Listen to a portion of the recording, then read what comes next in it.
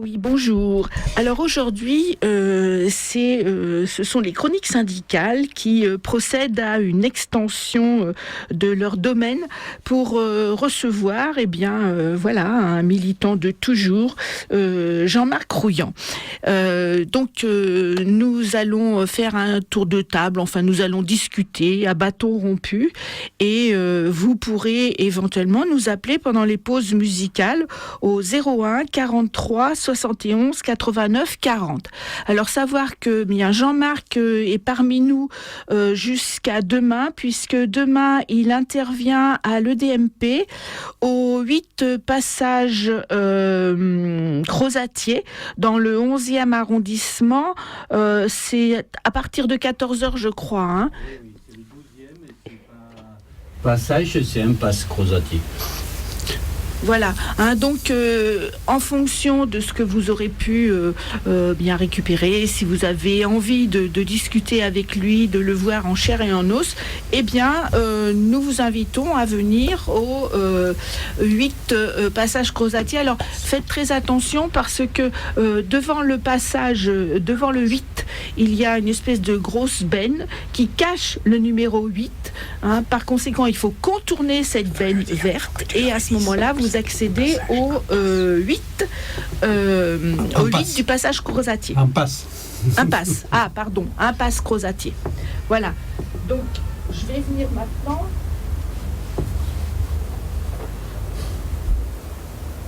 Donc, on meuble, nous.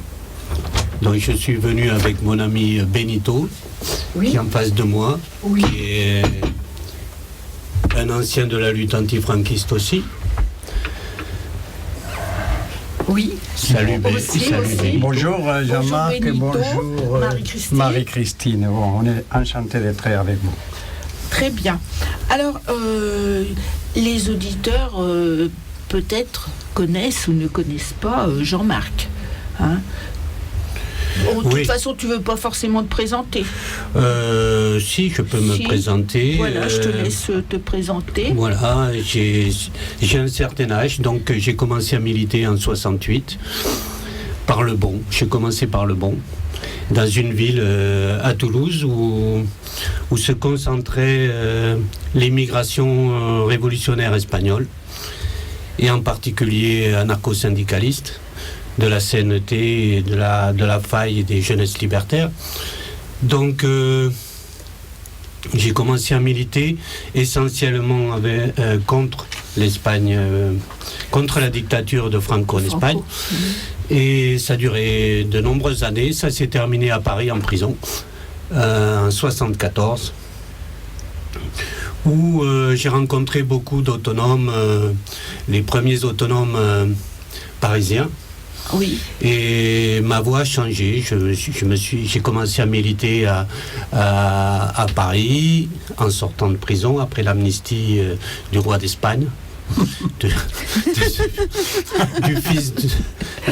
Voilà. Et après, j'ai milité en Europe, surtout dans l'action révolutionnaire armée. Ce qui m'a valu action directe. Action directe, oui, et ce qui m'a valu deux condamnations à perpétuité, desquelles j'ai fait 25 ans d'un trait de prison. Et je suis en conditionnel depuis 6 ans, voilà. D'accord. Qui se termine le 18 mai prochain. Jean-Marc, peut-être il faudra que tu rappelles un peu les conditions d'état conditionnel actuellement, parce que ça a quelque chose à voir donc avec... je ne peux pas répondre aux questions sur cette organisation-là, Action Directe, mais on peut parler un peu de tout. Oui, d'accord, d'accord. Jusqu'au 18 mai, je ne parlerai pas, et donc à partir du 18 mai, je pourrais raconter certaines choses. Ah, c'est le 18 mai, d'accord. Donc c'est bien, tu pourras revenir le 18 mai alors. Voilà. Le 19. Le 19, pardon. Ah oui, il ne faut pas trop anticiper. Oui, voilà, c'est une période un peu compliquée pour moi parce que tant que ce n'est pas gagné, c'est pas gagné parce que on ne peut pas admettre aujourd'hui dans ce pays une certaine liberté de ton et de raconter des choses un peu Non, il faut être très béni oui en ce moment. Oui, tout à fait, oui. Ça devient vraiment très, très compliqué. C'est pour ça que j'avais mis l'indicatif des chroniques syndicales, puisque d'ordinaire, on anime le samedi matin les chroniques syndicales. C'est-à-dire que on se concentre sur les mouvements dans les différentes entreprises où on ne supporte plus les conditions de travail, etc. Donc, on voit maintenant que si tu es syndicaliste et que tu oses demander la mise en application du Code du travail, et bien maintenant, tu vas tout de suite en pénal. Et puis tu te retrouves en garde à vue, puis directo en prison maintenant. Donc maintenant, finalement, que le code du travail soit supprimé, que on ait modifié le XXL et que l'on ait maintenant un état d'urgence constant, eh bien on s'aperçoit que dès qu'on commence à lever le nez, c'est assez problématique. Oui, c'est dangereux. C'est dangereux, voilà. C'est la pénalisation du droit de manifester, c'est la pénalisation de droit d'expression. En ce moment, on voit la multiplication des procès, mais lors de la lutte contre la loi travail, on a bien vu que combien de syndicalistes se sont trouvés derrière les barreaux. C'est-à-dire que maintenant, avec ces modifications, on ne sait pas si on va à une manifestation, si on va rentrer le soir chez soi. Moi, j'ai connu, par exemple, Antoine à Douai, dans le Nord. Lui, il est arrivé à une manifestation, c'était un militant CGT, il s'est retrouvé le soir au commissariat et le lendemain en prison. Ouais. En Espagne, on appelle ça la ley mordaza. Tu sais, c'est exactement la même chose. Hein. Les lois répressives espagnoles sont très, très similaires aux lois c'est en train de l'unification européenne. Voilà. Et sur le droit d'expression, moi, je suis encore en procédure judiciaire pour le droit d'expression. Et je suis en cassation là en ce moment, mais aujourd'hui on ne peut plus dire quoi que ce soit. S'ils veulent t'éliminer, ils t'éliminent par rapport aussi au droit d'expression. Oui. On n'a plus le droit de dire... Mais nous qui sommes des anciens militants, mais d'un certain âge, même si on est resté extrêmement jeune, d'esprit du moins, on fait la comparaison, on voit très bien comment même la violence aussi dans les manifestations, comment elle est réprimée, comment elle est montée en épingle par les médias aujourd'hui pour 3 coups de pied à une femme flic, ça fait la une des journaux, alors que à notre époque on criait au cocktail Molotov des quarts de CRS. Alors que la police espagnole se permet le 1er octobre de faire ces massacres qu'il a fait en Catalogne contre des gens qui s'exprimaient librement et que il n'y a personne qui a été traduit en justice et aucun policier a été touché. Et il y a eu plus de 1000 personnes blessées. Je ne sais pas combien de centaines de personnes qui sont allées à l'hôpital se faire soigner. Un peuple qui ne faisait autre chose que s'exprimer librement.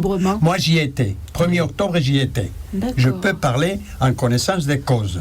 Oui. Comment la police était brutale en suivant les ordres du ministre de l'Intérieur. Pourtant, tu n'es pas catalan. Toi, t'es... Non, je ne suis pas catalan, mais je suis admiratif du peuple catalan.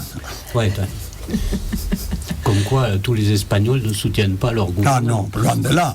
Loin de là. Je suis républicain avant tout, c'est-à-dire anti-monarchiste. Oui. Et je suis pour le droit au peuple de s'exprimer librement et de marquer leur destin. Après, les problèmes de la bourgeoisie, ça c'est autre chose. Mais d'abord, on ne va pas commettre les erreurs de la guerre d'Espagne. Moi, je pense qu'il faudrait d'abord se libérer et s'indépendiser, être indépendant et être libre de pouvoir choisir le destin d'un peuple. Que ce soit le peuple catalan ou le peuple basque ou peut-être le peuple breton ou le peuple corse, c'est à eux de décider. Tout à fait. Parce que l'Europe se fera l'Europe des régions. C'est pas de régions. Des nations. Non. Moi, je pense comme ça. Oui. Oui, mais Bah c'est oui, pas pourquoi pas, aussi hein. simple. Oui. Non, c'est Mais pas simple. C'est pas, oui, c'est pas parce que là, on va parler. On est parti sur un problème catalan, puisque notre camarade espagnol, il veut absolument qu'on parle de ça. Mais non, c'est pas aussi simple. Ces vieux problèmes qui se résolvent actuellement, c'est la phase de transition, que nous on appelle la phase de trahison. Tous ceux qui ont lutté contre le franquisme, qui ont été dans la guérilla ou dans les organisations clandestines en Espagne, on a parlé de phase de trahison, parce que on n'a pas le passage à l'Espagne à ce moment-là, ça a été dirigé par les franquistes après la mort de Franco, et c'est pour ça qu'on a trouvé tous les cadres de ce qu'on avait connu comme phalange à la tête du gouvernement démocratique. Voilà. C'est les mêmes avec l'appui, avec la grande trahison du Parti communiste et du Parti socialiste espagnol. Et aujourd'hui, avec le problème de la Catalogne, qui est en fait l'autodétermination d'un peuple, qu'on soit communiste ou qu'on soit anarchiste, ça ne pose aucun problème. Et pour les anarchistes qui disent non, on n'a rien à foutre de l'autodétermination des peuples, il faudrait qu'ils lisent Bakounine dans le catéchisme du révolutionnaire, ce qu'il dit sur le droit à créer des nations, à tout moment d'en diviser, c'est un droit absolu. Et souvent parce qu'on nous dit oui, mais on veut créer notre État.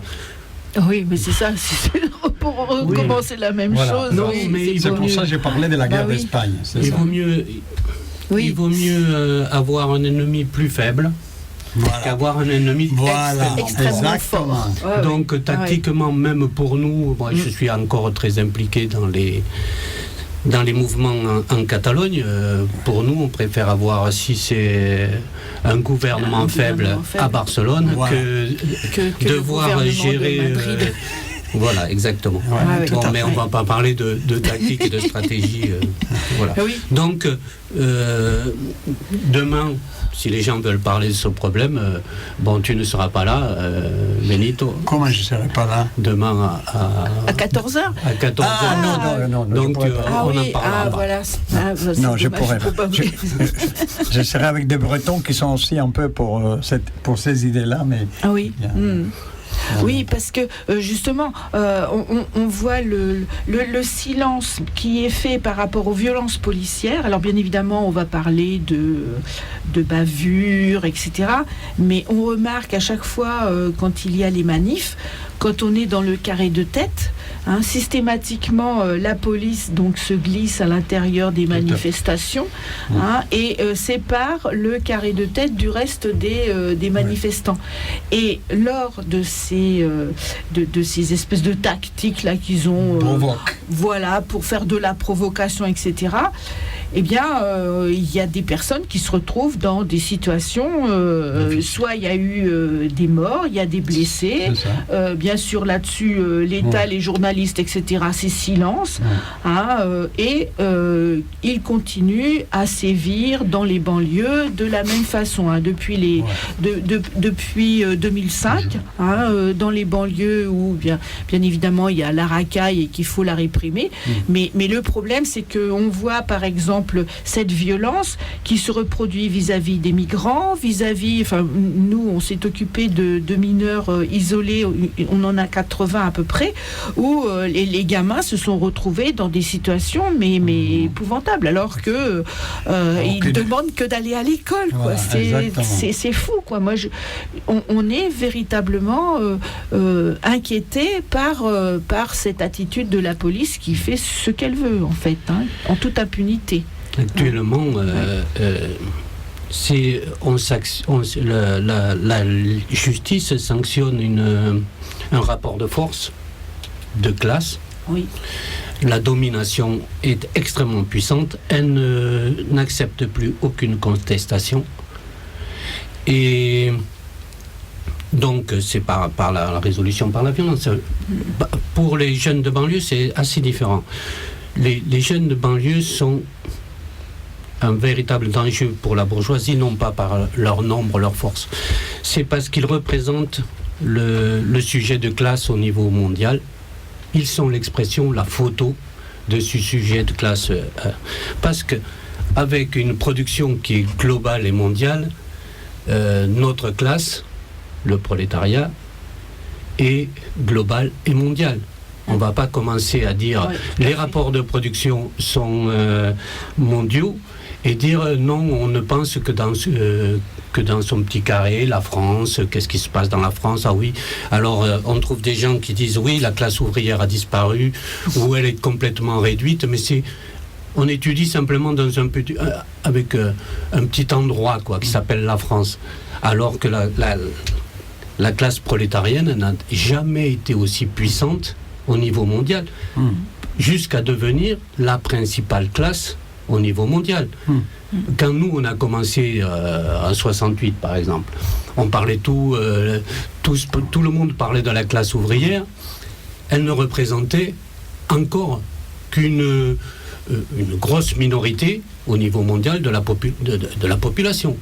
Aujourd'hui, elle est la majorité de la population mondiale. Parce que le monde s'est industrialisé davantage, donc plus de développement, plus de prolétariat ou lumpen prolétariat. On parle de travail. Mais ça peut être le chômage aussi, quoi. Voilà, c'est ça. On le voit. C'est pour ça que quand je parle de gamins de banlieue, moi je parle le désœuvrement c'est le chômage. Mais pour revenir au travail mondial, il n'y a jamais eu autant de gens à la chaîne qu'aujourd'hui. Et on nous dit non, mais ça va être remplacé, l'automatisation, etc. Ici, dans certaines industries, bien qu'ils y reviennent aussi parce que la main-d'œuvre coûte moins cher qu'un robot. Et au niveau mondial, on le voit. Ça pose beaucoup de questions quand on dit aussi les femmes au travail.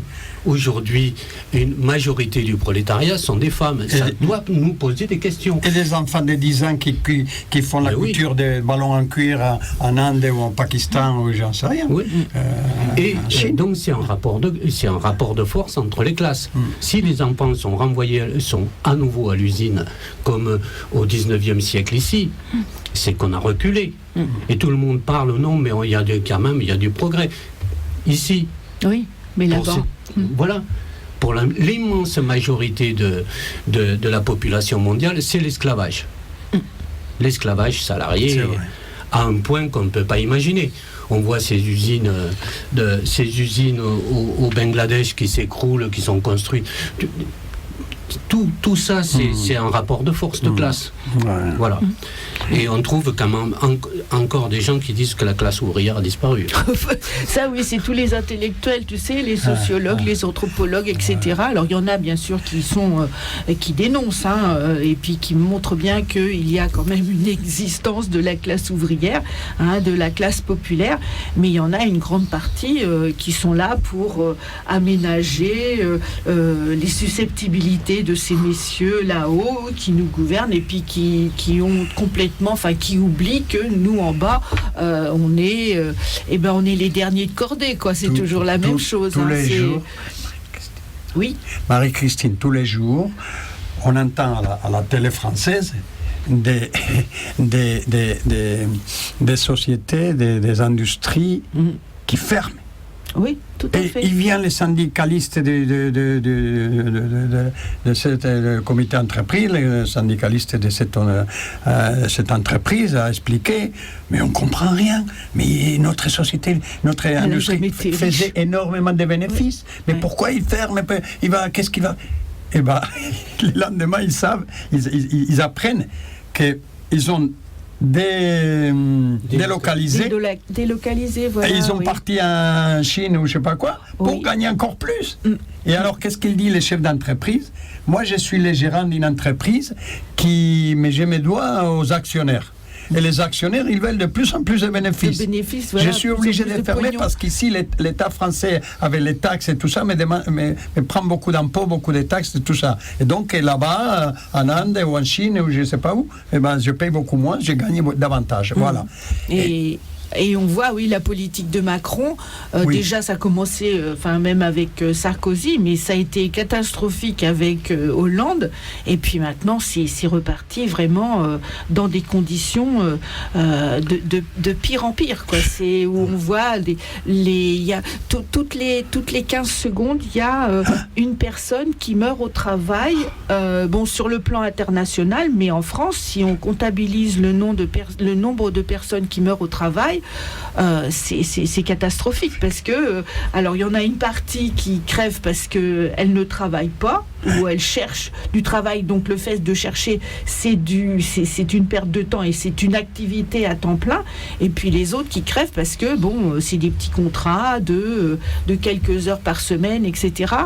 Et on s'aperçoit qu'il y a une déflagration totale de ce mode d'activité qui fait dire... Alors, j'avais repris les affirmations de Naomi Klein qui expliquait justement déjà quand elle avait parlé de la théorie du choc, où progressivement aux États-Unis, on vous fait croire que, parce que, maintenant il y a eu l'élection de Trump, ça va être la catastrophe, etc. Donc on habitue les individus à accumuler. Et là, elle a sorti un bouquin. Le dernier bouquin, c'est dire non ne suffit plus. C'est-à-dire que jusqu'à présent, elle expliquait que il fallait être insoumis. Mais l'insoumission, c'est très joli, mais être insoumis, si derrière il n'y a pas, ça ne suffit pas. Donc là, elle accentue vraiment en expliquant, voilà, nous avons tel type de difficulté, voilà comment nous pourrions réagir, etc. Alors, mais, tu sais, ma spécificité comme militant, c'est que je viens de cette ville de Toulouse à l'époque, dominée par des camarades qui avaient fait une révolution, qui étaient les réfugiés de Barcelone et les réfugiés de Barcelone révolutionnaire et de l'Espagne républicaine. Et il commençait toujours quand... C'est pas un bureau des pleurs, la révolution. On va pas dire ils sont les plus forts, ils nous font souffrir un maximum. Il posait toujours la question ¿Qué hacemos? Et c'est-à-dire que faisons-nous et comment nous organisons-nous? Comment organisons-nous notre action révolutionnaire? C'est-à-dire que contrairement à il y a beaucoup d'agitation là.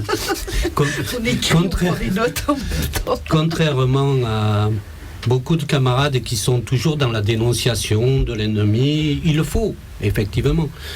Je suis d'une école où on se pose la question, à partir de ce constat, qu'est-ce qu'on fait, comment on s'organise pour leur opposer notre résistance et essayer de saboter leur programme, leur projet. Voilà. Donc c'est tout simple. Après, on peut critiquer totalement quelle a été notre pratique au cours de ces de 20 ans de lutte, que ce soit en Espagne, parce qu'il y a encore des gens qui disent qui écrivent encore que résister avec des armes contre une dictature fasciste, c'est aventuriste. Moi, je suis pour l'aventure sociale. Et oui, parce que le début de ma militance, en fait, c'est ça. Ça a été dans des organisations armées en Espagne sous la dictature de Franco. Et on nous a appris quand même qu'on ne peut pas rester les bras ballants, on ne peut pas rester inorganisé, on ne peut pas rester seul. C'est-à-dire que inorganisé, les gens ils pensent toujours, on va encore faire une organisation pyramidale et tout ça. Alors que non, l'organisation, ça peut être une organisation extrêmement collective, extrêmement horizontale, basée sur que... Parce qu'après, on a progressivement, on a mis des mots sur nos désirs d'organisation. L'autonomie organisée, l'autonomie politique. C'est une façon d'avoir cette action révolutionnaire collective. C'est ça l'essentiel. Oui, tout à fait. Et on nous laisse pas l'espace, parce qu'il y a beaucoup de gens qui disent oui, pas d'organisation, pas d'action révolutionnaire, parce que on tomberait dans la provocation. Non, alors on finit justement par distribuer des tracts et coller des affiches, et c'est tout. C'est bien de distribuer des tracts, c'est très bien de distribuer des tracts, c'est très bien de coller des affiches, mais ce n'est pas suffisant face à ce qu'on vit aujourd'hui. Donc Jean-Marc, alors définis-toi un peu par rapport à comment on doit, dans une action, on va l'appeler comme ça, politique, comment on doit collaborer ou travailler ou s'entendre avec des gens qui n'ont pas exactement les mêmes idées que nous, qui ne sont pas, par exemple, ni anarchistes, ni libertaires, ni... Je vais te dire d'abord une chose. Si tu me demandes de t'expliquer comment avoir une action révolutionnaire aujourd'hui, je ne peux pas, parce que le lendemain, dans 2 jours, je suis... se retrouver en prison. Action politique. L'action politique, mais l'action révolutionnaire. L'action politique, c'est l'action révolutionnaire. Et secondo, tu parles de comment être ensemble. Ce qui me désole un peu aujourd'hui, c'est ces rivalités, ce sectarisme. Je n'ai jamais été anarcho-syndicaliste, mais j'admets totalement, et quand il y a des jeunes dans des villages en Catalogne, me posent la question, qu'est-ce que tu ferais, tout ça, je dis, tu as une CNT ici. Milite, lutte. Si c'est la CGT, parce qu'il y a une scission de la CNT en Espagne qui s'appelle la CGT, qui est beaucoup plus importante en Catalogne, qui est le même sigle qu'en France, mais ce sont aussi des anarcho-syndicalistes. Et si le groupe le plus important dans ton village, c'est la CGT, va à la CGT.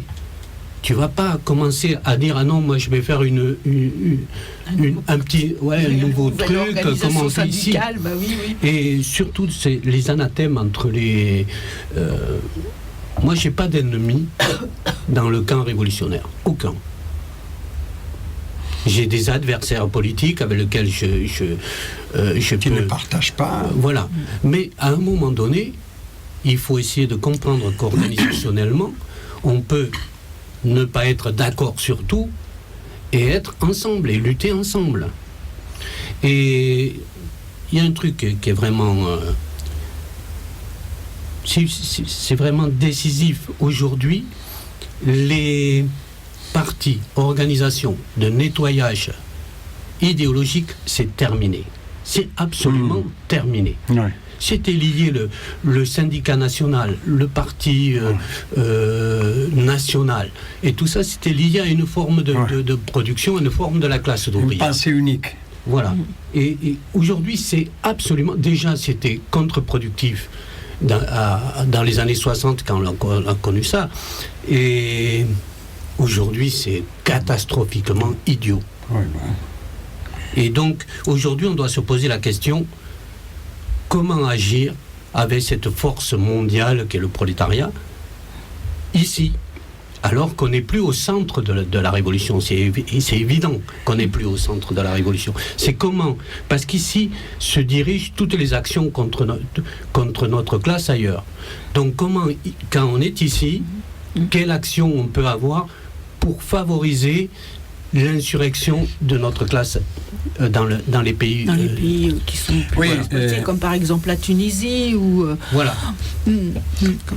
En Catalogne par exemple, où c'est un laboratoire de tout ce que tu es en train de dire, on peut parler de la Catalogne parce que vraiment, moi je suis de près, bon, malgré mon soutien, je crois qu'un jour ou l'autre, il se passeront des choses intéressantes en Catalogne. Ils sont en avance par rapport à d'autres, à toute l'Europe. Bon, il y a un capitalisme, il y a une bourgeoisie, mais il y a des expériences comme la CUP. La CUP, CUP, c'est un parti catalan qui est c'est pas un parti, c'est une coordination. Il fonctionne comme un parti. Une coordination d'unité populaire qui regroupe dans les petits villages surtout, qui est développé dans les petits villages et les petites villes du nord de la Catalogne, et qui sont des assemblées populaires. Mais bon, ils ont des parlementaires. Autonome, c'est-à-dire la Coupe ne prend pas une décision pour toute la Coupe. Ça doit être les assemblées populaires qui prennent.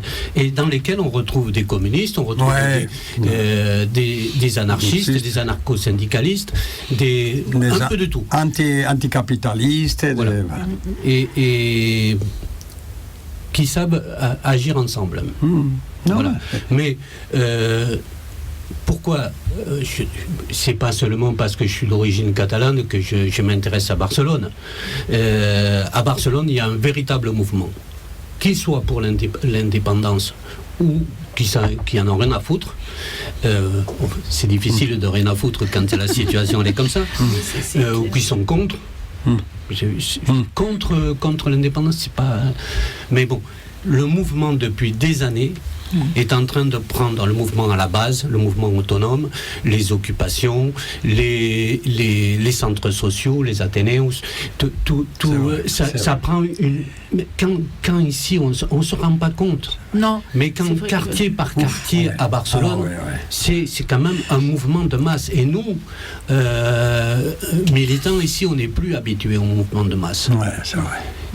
C'est par exemple quand on va la police évacue le squat de Cambrils. Quelques heures après, il y a des milliers de personnes qui sont dans la rue et qui se battent, qui pas seulement sont là à pleurer devant la police. C'est-à-dire qu'ils ont brûlé les engins de chantier qui commençaient à détruire le squat. Et il y a une vraie action révolutionnaire. Quand on parle de la CGT, par exemple, du syndicat anarcho-syndicaliste à Barcelone, c'est des dizaines de milliers de militants encartés. Et la CGT a été capable, après les violences du 1er octobre, de lancer avec le syndicat catalan, qui est extrêmement minoritaire, une journée de grève générale. Les anarcho-syndicalistes contre tous les autres syndicats traditionnels, toutes les autres confédérations, ils ont dit on fait une grève générale et elle a marché. C'est vrai. C'est vrai, je l'ai vécu. Ils ont coupé les routes et les transports. Imagine, j'ai aucun mépris du tout sur la CNT ici. La CNT déclenchant une grève générale ici, ça va pas. Ça va pas être très loin. C'est notre situation. Non. Et pourtant, en 68, il y a eu un blocage général. Oui, tout à fait. Mais la France, c'est ça. La France est le pays des grandes révolutions qui, une fois que la révolution française, mais elle est connue, la France, dans le monde entier, comme le pays qui a produit les plus grosses, tout, il y en a plein de choses qui se sont passées en France pour finir en 68 et qui a pu, effectivement... On en fait un folklore. Oui, voilà, c'est ça, on a fait un folklore. Alors que, par exemple, la commune de Paris a vraiment marqué le XXe siècle. Le XXe siècle, parce que tous les gens, tous les camarades qui ont fait des révolutions dans tous les pays européens, ils étaient totalement marqués par l'expérience de la Commune de Paris. Tout à fait. Que ça soit en Russie, que ça soit en Allemagne, ou que ça soit en Espagne, à Catalogne. En Catalogne, c'est l'image de la France, c'était la Commune de Paris. C'est ça. Quand je vais à Cuba, tu habites en France, oh là là, le pays de la Révolution française, le pays de mai 68, le pays de tout ça, ils connaissent tout, parce que ils ont vécu une révolution aussi à Cuba. Puis ils ont quand même une culture politique qui est quand même très importante, alors que nous, quand tu vois maintenant les jeunes générations qui arrivent, tu t'inquiètes, parce que en ce qui concerne l'information, l'apprentissage, etc. Alors, ce que je vous propose, c'est de faire une petite pause pour boire un coup. Et puis, je vais mettre une pause musicale. Pendant ce temps-là, les auditeurs, s'ils sont curieux, ils peuvent nous appeler, sachant que, comme je suis toute seule au téléphone, à moins que Jean-Marc, tous les deux, vous répondiez aussi au téléphone. Donc, mais les coups de téléphone, ils ne peuvent pas passer en direct? Non, parce que, si tu veux, c'est toujours un problème. Techniquement, on ne peut pas, d'accord. Okay. On est dans l'improvisation totale. Oui, je sais. Oui, justement, la mémoire, la pacification passe par la destruction de la mémoire. On parle des jeunes qui ne savent pas.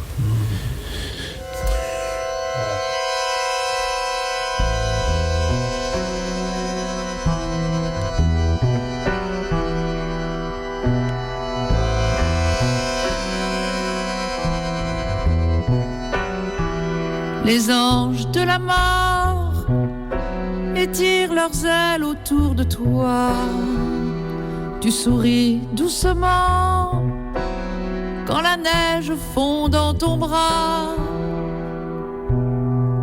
Tu dis que tu peux t'arrêter et les anges, ça les fait rire.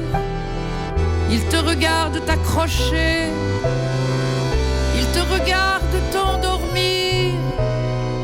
Les anges de la mort ont apporté tout ce qu'il faut. Pour la première piqûre, ils trouvent les mots qui rassurent. Ils ne te laisseront plus tomber, toujours là pour te dépanner. Mais dans ta main, tout ce qu'ils voient, c'est le pognon qu'ils tirent de toi. Les anges de la mort n'aiment pas beaucoup qu'on les quitte.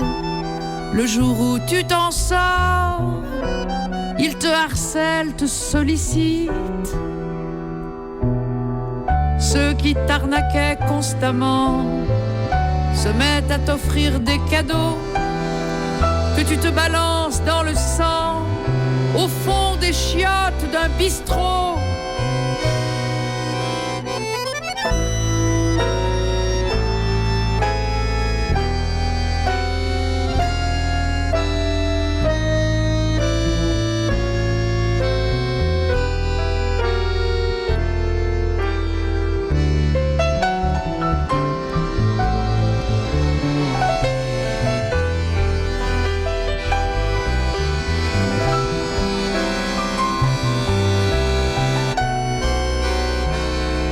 Les anges de la mort sont revenus cette nuit-là, acharner les dealers, à te faire exploser le cœur. Le dernier flash qui foudroie, la mort brutale et sans témoin. Et puis mes larmes dans ton cou, quand ma main cherche en vain ton pouls.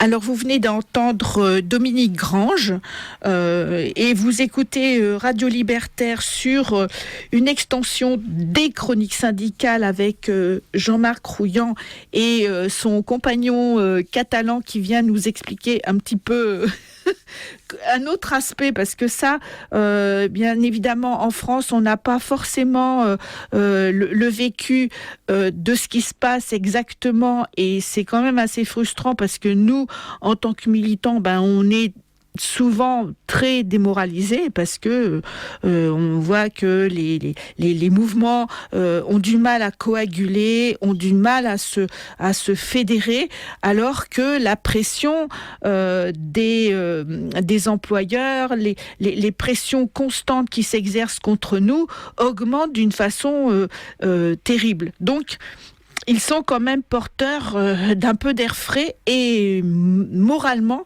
en tant que militante, eh bien, ça fait du bien. Alors, vous pourrez nous appeler pendant les autres pauses musicales au 01 43 71 89 40. Et donc, nous sommes avec Jean-Marc Rouillant qui doit intervenir demain à 14h.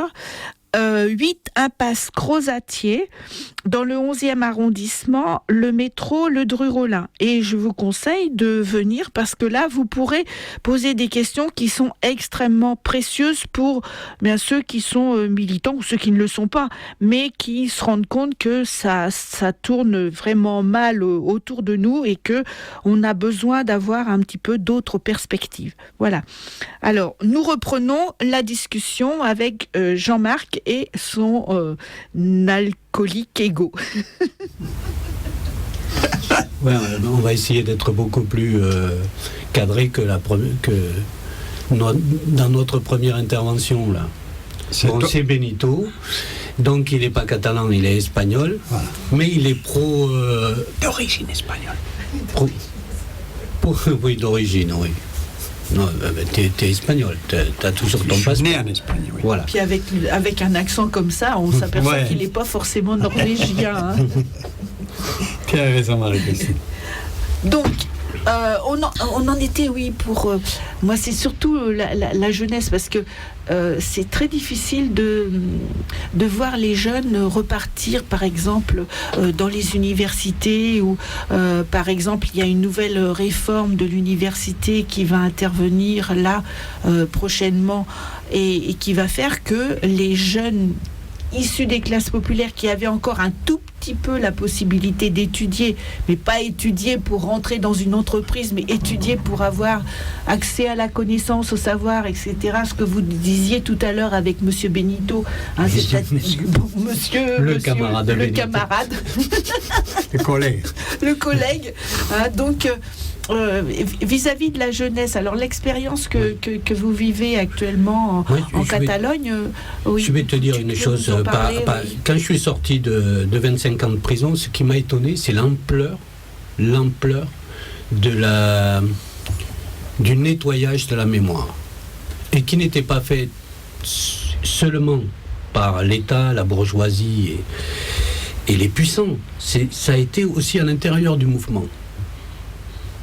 À l'intérieur du mouvement, ce qui a dominé, tu vois, par exemple, le pacifisme seulement, par rapport à l'action violente, action armée. Énormément de communistes et d'anarchistes ont pris l'option de défendre la pacification. La pacification et essayer de nier qu'il y avait d'autres formes, qu'il y a eu dans ce pays d'autres formes de lutte que la leur, celle qu'ils perpétuaient, à distribuer des tracts et coller des affiches. Mais c'est impressionnant. Quand tu as été retiré de la militance quotidienne, tu reviens 25 ans après, un quart de siècle. Et tu t'aperçois, et que même des camarades s'étaient mis à oublier ce qu'ils avaient fait eux-mêmes. Quelle avait été leur participation dans d'autres formes de lutte. Cette négation de la mémoire, bien sûr, après, ça déteint sur la jeunesse.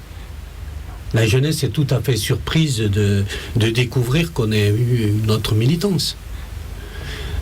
Par exemple, moi je tenais, par l'écriture, à témoigner, à raconter ce que nous avions vécu. Pas en faire l'apologie ou surtout pas l'apologie. Voilà.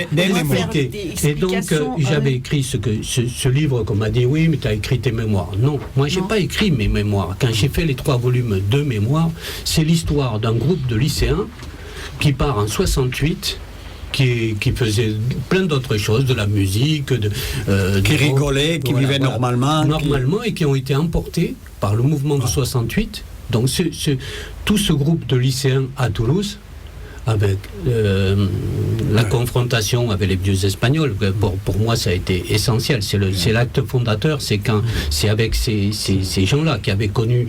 c'est l'assassinat de Puig-Antich qui a déclenché tout.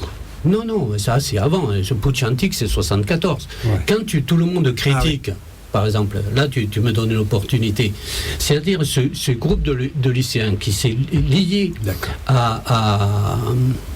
aux vieux Espagnols et qui est passé des manifestations à faire les passages de frontières dans les Pyrénées, à aller au Pays Basque, aller en Catalogne. Vous aviez 17, 18 ans par là, Oui, ça a commencé à ce moment-là. Et donc... on allait dans les manifestations, on était extrêmement violents, mais comme tous les autres manifestants. Oui. Moi, j'ai pas vu des manifestants qui nous disaient « Ah non, arrêtez de jeter des cocktails Molotov sur la police ». Tout le monde bataillait à ce moment-là. Et là, maintenant, on nous dit « Ah non, mais non, c'était que simplement l'expression, la violence, c'était simplement l'expression d'un petit groupe minoritaire. Oui, voilà.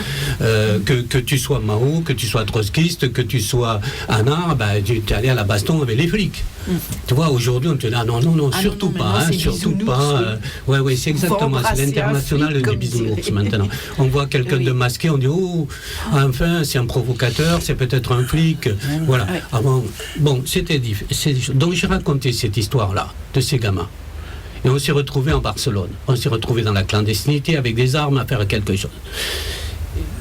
Si tu lis, par exemple, les mémoires de Luis Andrés Cedo, qui était un espagnol, qui était un anarcho-syndicaliste à Barcelone, il explique. C'est-à-dire que ces petits gamins-là, ils se sont fait massacrer. Effectivement, on s'est fait massacrer par la police franquiste. L'un d'entre nous a été garrotté un matin de mars 74, et il explique bien le renouveau de l'anarcho-syndicalisme dans ce qui s'est passé à ce moment-là. Il explique. On était des petits groupes épars, et au moment de la campagne pour Salvador Puig-Antich, on s'est regroupés et on a commencé à avoir une activité comme anarcho-syndicaliste. Il explique, donc il a fallu qu'il y ait ce groupe, comme on peut le dire aujourd'hui, on le lit dans certaines mémoires d'anarchistes, ce petit groupe de provocateurs. Oui, ce petit groupe de provocateurs, il a provoqué quoi? Il a provoqué un renouveau du mouvement à Barcelone. Ouais. Comme nous, on a été radicalisés par le procès de Burgos, qui était un procès d'exception au Pays Basque, où aussi ce militant d'État était condamné à mort. Le 101. Non, 70. Décembre 70. Non, mais le numéro du procès, c'était le 101. Et donc, l'anti-rep, ça sert aussi à ça. Tout le monde dit « Oh, c'est pas gay votre anti-rep, l'anti-répression. » L'anti-répression, oui. C'est pas gay. Non, c'est pas gay. Et non. C'est pas gay, mais ça sert à l'action révolutionnaire, à l'organisation, à la collectivité. Il faut le faire. Ouais. C'est des moments de... Nous, on a l'expérience de ça. Ouais. Chaque fois, les grands procès en Espagne, ça a mené une mobilisation, une conscientisation, une radicalisation du mouvement. Et Carrero Blanco, ça a été un peu une des conséquences de toute cette radicalisation et tout ça. Et là, on parle de radicalisation, mais quand on passe aux générations, je vais parler un petit peu de ma vie personnelle, enfin, du côté de mon père, pareil, à 17 ans, nous sommes originaires du Pays Basque. C'était aussi espagnol, pareil, Pays Basque espagnol ou français? Pays Basque français. D'accord. Et donc, ce sont justement ces jeunes qui se sont radicalisés à 17 ans, mais qui ont lutté contre l'occupation et qui, à ce moment-là, on les a regardés un petit peu comme des radicaux, hein, comme peut-être des terroristes, parce que forcément, ils n'étaient pas du tout en odeur de sainteté vis-à-vis de Pétain. Nous sommes des terroristes. Nous Voulons imposer la terreur à la bourgeoisie. Oui, à la bourgeoisie. Nous sommes des terroristes. Moi, je n'ai pas peur des mots. Chaque fois, on dit tu vas te retrouver en prison. Non, mais c'est qu'ils ont... quand on voit des petits jeunes qui se plaignent de la répression de l'État en disant nous ne sommes pas des terroristes. Qu'est-ce que c'est cette histoire? Terroriste des idées, oui. C'est quoi? On va mettre le vocabulaire de la bourgeoisie dans notre bouche. Voilà. On va mettre tous les leitmotifs qui veulent normaliser même notre contestation. Non. Non, moi je suis d'une autre époque, je suis peut-être d'un autre mouvement, d'une autre planète, mais moi je dis, moi aussi, moi je suis un terroriste. Je veux voir quoi? Je veux terroriser les gens qui sont au pouvoir, qui sont les puissants et qui tuent tous les jours. Oui. Parce qu'on dit, nous on était vraiment des petits artisans. Hein. Je veux te dire, comparé à l'industrie du meurtre, comme l'exploitation du travail, pas seulement la répression, le travail, mais et on dit oui, mais vous n'avez pas de remords. Non, je n'ai pas de remords, mais je réponds toujours, mais l'aviateur français qui bombarde le Mali en ce moment, qui rase des villages, il a du remords, lui.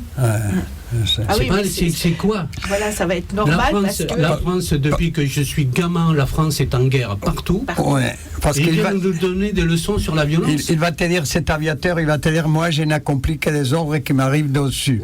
Et toi, comme tu n'as pas un chef, il n'y a personne qui te donne des ordres. C'est la différence. Donc, oui, ça aussi, c'était une grosse surprise à ma sortie de prison.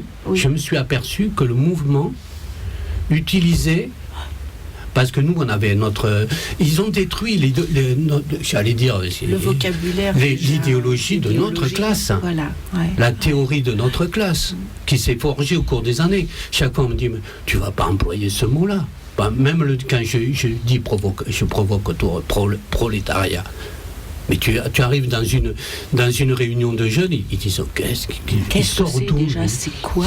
Et puis en plus déjà, quand ils savent ce que c'est, parce que parfois ils te disent c'est quoi le prolétariat? Voilà. Effectivement, on doit essayer d'être clair et précis. Clair pour les gamins qui connaissent pas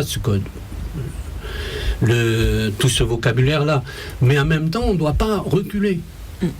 Parce qu'on doit défendre, nos acquis à nous. Nos principes. Les principes et la théorie. Et on voit sur la déviation du vocabulaire déjà, par exemple, moi je me souviens, c'était les Tupamaros. C'était les Tupamaros, c'était des terroristes. Les Kurdes qui luttent contre le pouvoir irakien, etc., ce sont des terroristes. Alors qu'en fait, Fidel à la Sierra Maestra étaient des terroristes jusqu'à que la révolution a gagné. Les Kurdes étaient des les Kurdes du PKK étaient des terroristes jusqu'à ce qu'ils aient un rôle à jouer. Alors donc il faut modérer les bourgeois modérer leur critique. Parce que même au Chili, juste après le coup d'État en 1973, tous ceux qui étaient en opposition par rapport à Pinochet, c'était aussi des terroristes. Donc Allende était un terroriste. Allende aussi, d'une certaine façon, était... Il ne faut pas avoir peur du mot. Il ne faut pas avoir peur du mot. Et là, on parle en général, mais même pour les anarchistes. Il y a beaucoup d'anarchistes français qui glorifient Buenaventura Durruti. Mais alors, quand même, il a 20 ans d'action armée clandestine avant d'être le dirigeant révolutionnaire qu'on a connu, que tout le monde connaît. c'est la même chose pour Mandela. Ouais. Tu vois, Mandela, on dit ah oui, mais c'est l'apôtre du pacifisme, etc., etc. Il a quand même été condamné pour avoir ordonné des attentats dans des restaurants blancs. Voilà. Mais tout ça, on nettoie. Oui, ça, c'est grave. Et parce qu'on nettoie, parce qu'on veut enlever toute velléité de véritable résistance à leur projet et à l'avenir qu'ils nous préparent.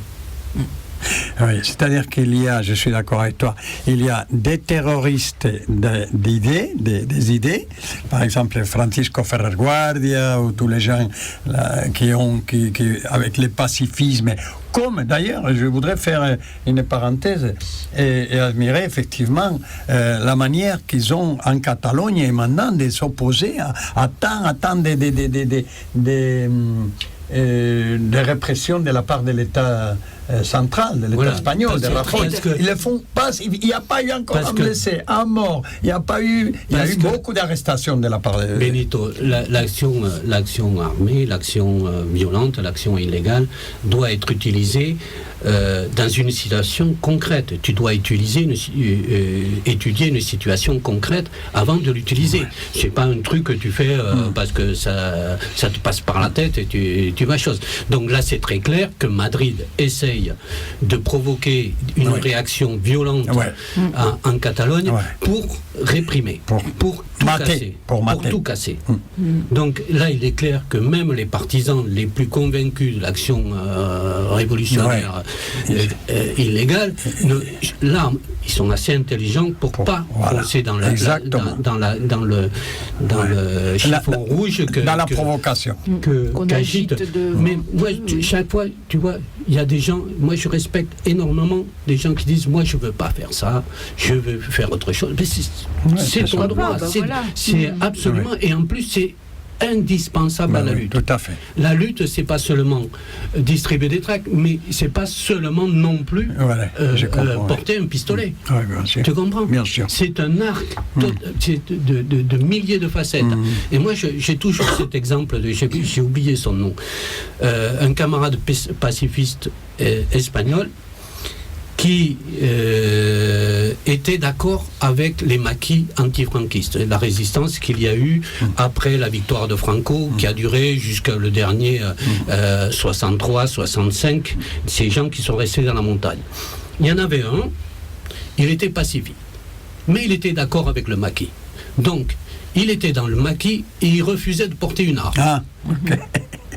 Il refusait de porter une arme, mais il servait à plein de choses dans le maquis.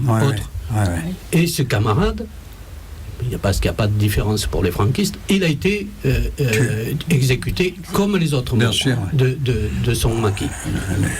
Et tu vois, c'est pas... On peut être pacifiste... c'est les camarades de Berga qui ont été tous les maquis de Berga. Il y en a un qui était ce que tu dis, toi. Voilà, c'est un de la région de Berga. Donc...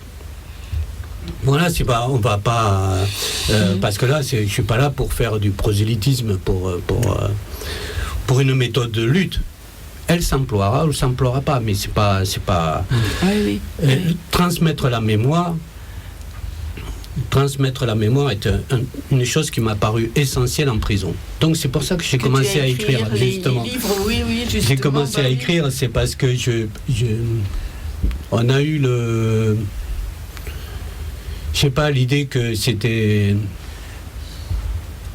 qu'on allait rester longtemps en prison, ça c'est certain, bien qu'on a tout fait pour en sortir le plus rapidement possible, mais que oui, par l'évasion aussi, mais la littérature était aussi une évasion, donc une forme de résistance. Écrire ce qu'ils ne voulaient pas entendre, c'était pas bon. Non, parce que je voudrais dire que Jean-Marc... En plus, tu me fais lire c'est assez agité comme débat. Comment s'appelle le titre, ton dernier livre où tu dis, tu reconnais des erreurs? Je regrette. Non, mais je ne reconnais pas des erreurs. Tu veux me faire lyncher. Je regrette. Je regrette. Qu'est-ce que... Alors, raconte un peu. Non, mais ça, c'est... Non, ça, c'est une anecdote, Oui, c'est plus parce de... qu'au bout d'un moment, on en a marre d'écrire. Parce que quand on a écrit une vingtaine de bouquins, sous son nom ou sous un autre nom, au bout d'un moment, on en a marre aussi. C'est comme la prison, ça lasse. Oui, bah oui, ça... Et moi, je ferai jamais une carrière d'écrivain parce qu'au bout d'un moment, ça me casse les couilles, comme on dirait quand on est poli. Parce que tu es obligé de fouiller dans ton passé. Oui, non, mais c'est pas ça. Et donc, oui, c'est une forme aussi, oui, c'est extrêmement difficile d'écrire. C'est dur, bah oui, voilà, c'est ça. Il faut sortir ses tripes sur la table et les mettre. Il a une bonne mémoire. Donc, oui, je me suis servi de ça. C'est que, effectivement, j'étais un gardien d'une mémoire qui part de 68 et qui allait jusqu'à 87 de l'action révolutionnaire. Donc, j'ai croisé beaucoup de gens qui aujourd'hui ne parlent pas. Il y a beaucoup de gens qui se taisent en Italie, en Espagne, et dans l'État espagnol, si on voulait respecter, voilà, dans l'État espagnol. Et non, alors tu parlais du livre Je regrette, dans lequel je termine en disant que je regrette rien, de ce qu'ils attendent, de ce que je regrette. C'est venu d'une chose toute simple qui a été assez pénible. J'avais été mis en liberté, en semi-liberté, c'est-à-dire que j'allais travailler la journée, que je rentrais à la prison le soir, et on m'a remis en prison à plein temps, parce que, soi-disant, je ne regrettais rien. Et alors, donc, j'ai eu le titre tout de suite, quand j'ai été réincarcéré. Moi, je n'étais pas désincarcéré, puisque je dormais à la prison. C'est une vie aussi tout à fait particulière, la semi-liberté. Et donc, il m'est venu le titre comme ça, je regrette. Et j'ai beaucoup aimé un livre de Georges Perec qui s'appelle Je me souviens. Et j'ai dit, je vais faire pareil. Je vais numéroter mes regrets. Voilà. Mais ne dis pas que je me suis critiqué. Par contre, dans le livre qui sortira cette année, il est déjà sur le catalogue d'Agone, c'est un texte que nous avons écrit de 94 à 96, qui est notre vision de l'histoire de l'organisation Action Directe. Et c'est-à-dire du groupe de prisonniers qui étaient condamnés à perpétuité à ce moment-là.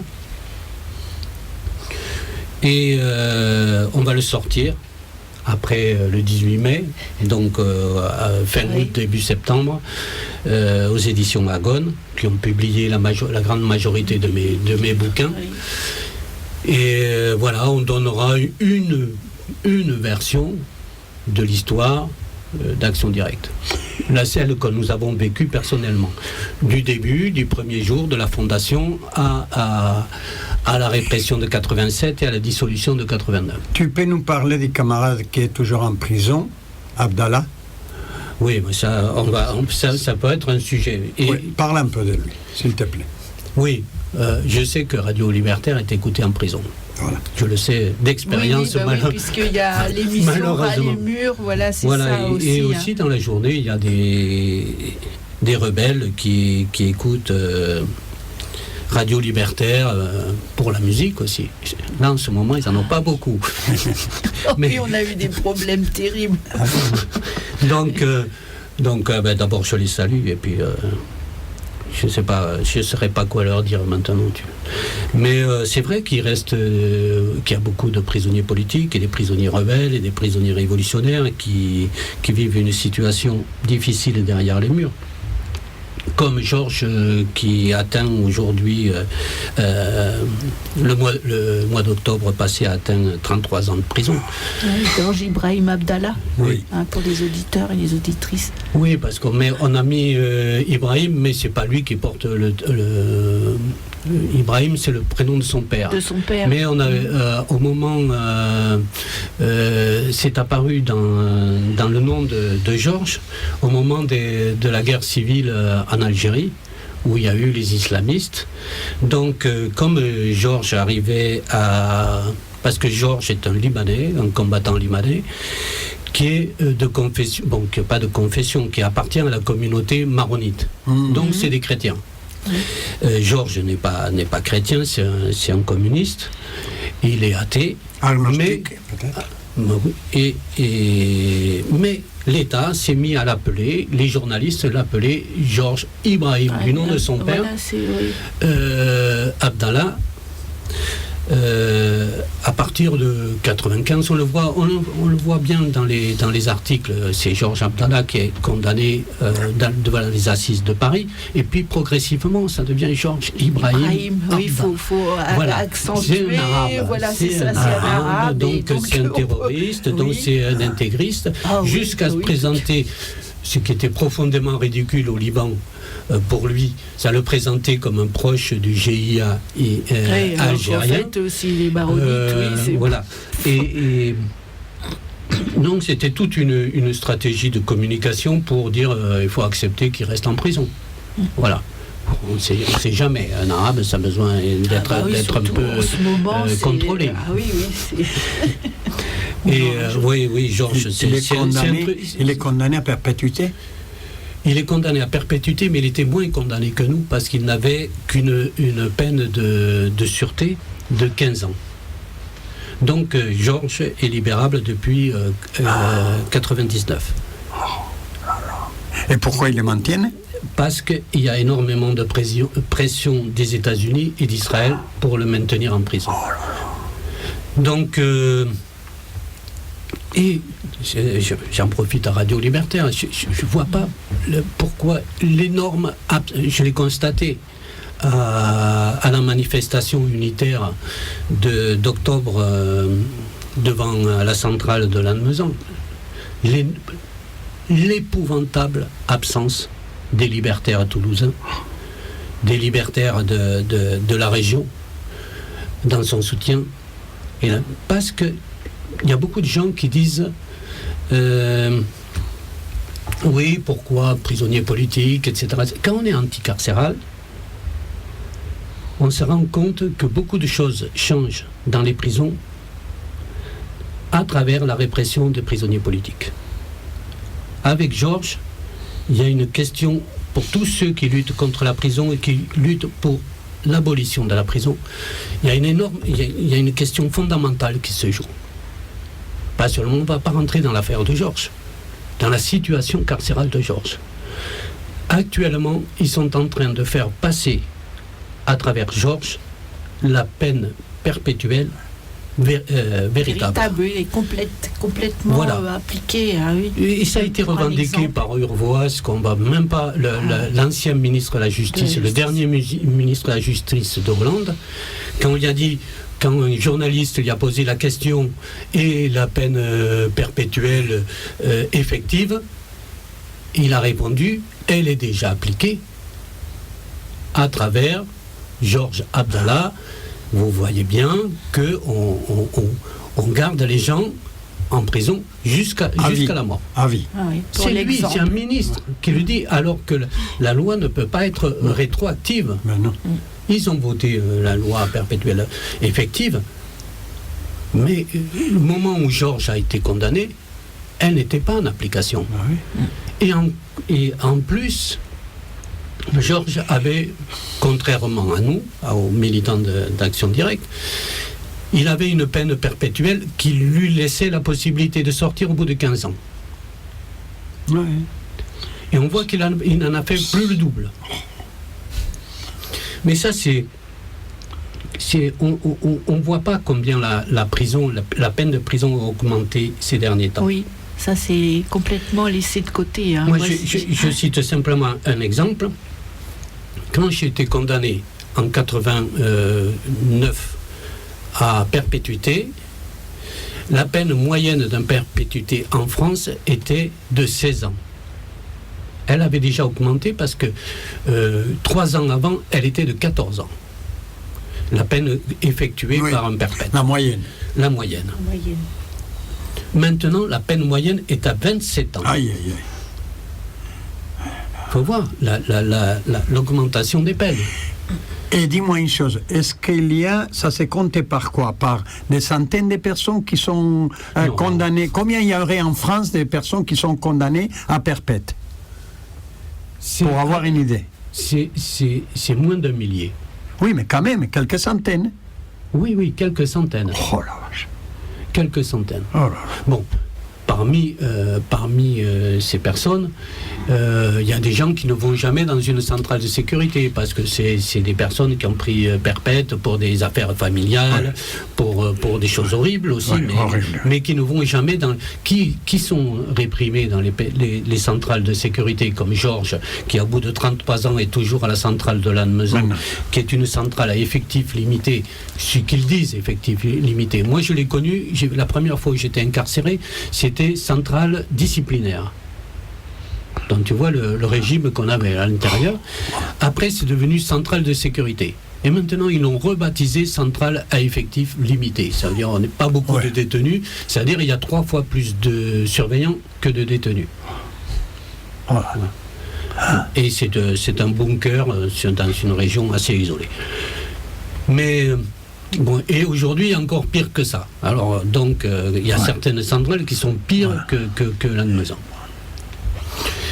Donc non, c'est plusieurs centaines.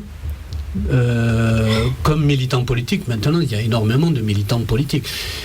Je ne veux pas faire une séparation énorme parce que je sais qu'il y a des prisonniers politiques qui ne participent pas au mouvement en prison ou tout ça. Georges, quand il fallait descendre dans la cour pour bloquer la prison, Georges descendait dans la cour. Il était prisonnier politique, il était aussi prisonnier révolutionnaire, rebelle. Il était activiste aussi.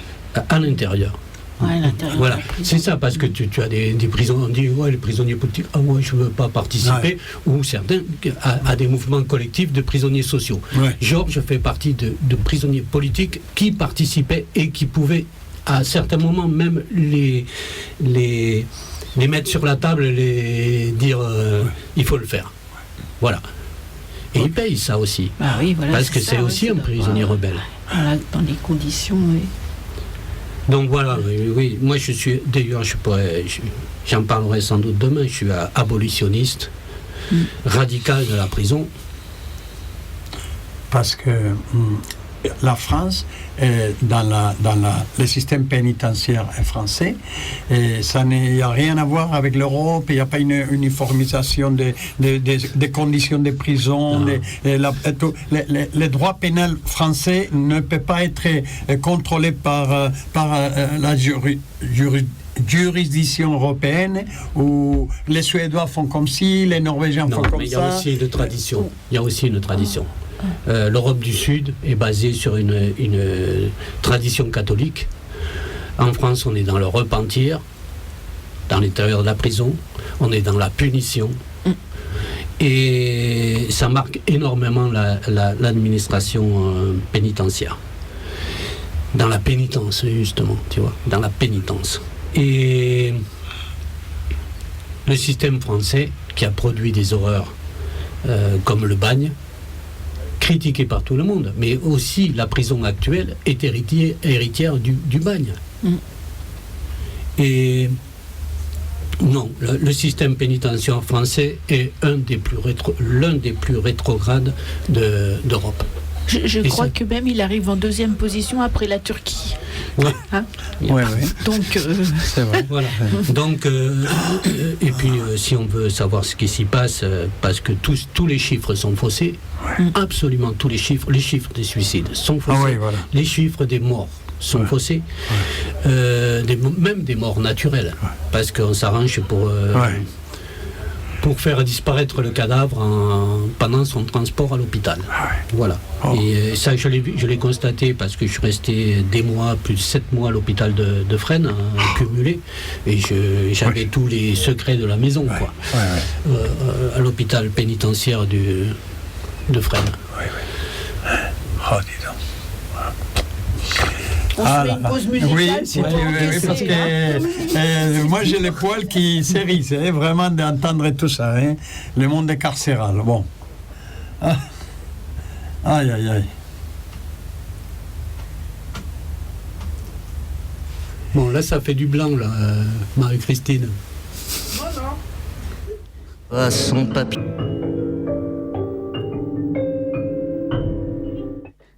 Oui, Radio Libertaire, excusez, c'est blanc parce que nous avons toujours des choses à nous raconter hors micro.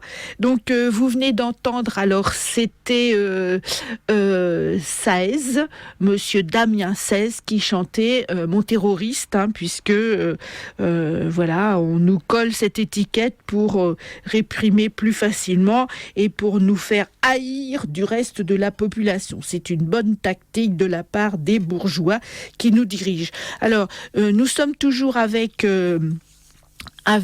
Jean-Marc Rouillant.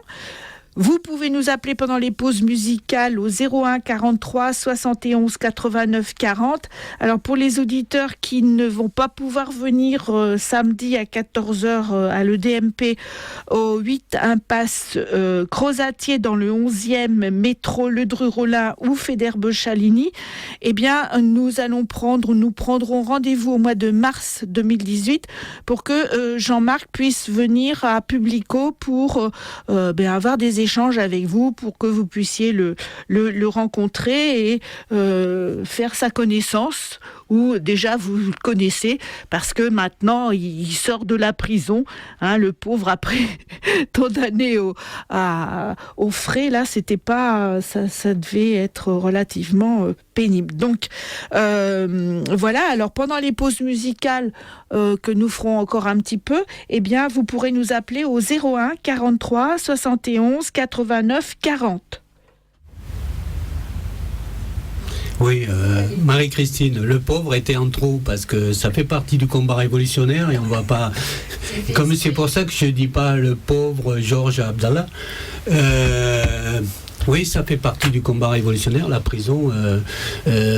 Pour citer, parce que sur Radio Libertaire, pour citer un penseur anarchiste, Sébastien Faure, qui disait que ceux qui passaient devant une prison en disant moi je ne rentrerai jamais là-dedans, lui il considérait que c'est des gens qui n'étaient pas prêts à lutter pour un changement social et une action révolutionnaire. Voilà. Oui, parce que même pour le franchissement d'une ligne jaune, parfois, on peut se retrouver aussi derrière les barreaux. Oui. Hein, donc, voilà, même pour les personnes qui n'ont rien à se reprocher. Alors, soyez quand même prudents parce que maintenant, avec les caméras, toute cette technologie qui nous piste à longueur de temps, je crois que nous sommes tous éligibles à la prison. Tous susceptibles aujourd'hui, tous susceptibles de personnes qui vont à une manifestation peuvent se retrouver derrière les barreaux. Et j'ai rencontré lors de tournées, de rencontres ou de mobilisations, j'ai rencontré beaucoup de camarades qui ont été incarcérés dans le mouvement contre la loi travail.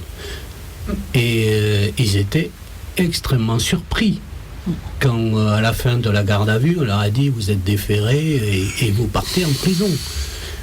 Et le mouvement n'est, contrairement à nos anciens, nos anciens ont payé cher la lutte syndicale. Par exemple, moi je me souviens d'un graffiti à Fresnes sur une brique des cours de promenade, il y avait marqué « Je pars au bagne pour fait de grève ». Donc c'était... Ça, on l'a oublié, ouais. Et la surprise, alors que nous on était forts de savoir que justement ça pouvait nos mobilisations pouvaient entraîner une répression et que la répression c'était la prison. La prison fait partie de la lutte révolutionnaire. Ouais. D'abord comme objectif parce qu'on est pour sa destruction, mais aussi parce qu'on s'y prépare et on sait qu'on peut y aller. Il y a des gens on le sait très bien. Là je vais aussi parler d'Antonin Bernanos qui a été condamné pour la voiture du quai Valmy, la voiture de police qui a brûlé au quai Valmy et qui a pris une peine hallucinante pour ce fumigène à l'intérieur de la voiture. Une fumigène, écoute, c'est même pas un cocktail Molotov. Il était condamné. Ils ont fait un exemple. Il a été condamné à 3 ans, mais en plus, il avait une peine qui était...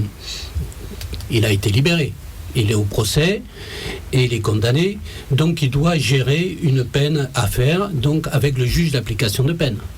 Non, on est allé le chercher chez lui, en cassant la porte un matin, pour le ramasser et le renvoyer en prison.